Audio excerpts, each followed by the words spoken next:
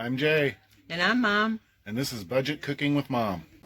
Hi, this is Mom with budgetcookingwithmom.com.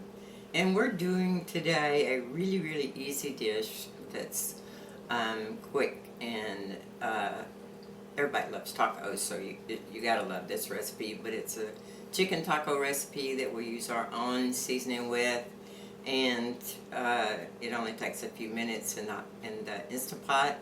So follow along, and you can have your great chicken tacos, or you can have chicken nachos, or whatever you choose to do with it. So follow us along.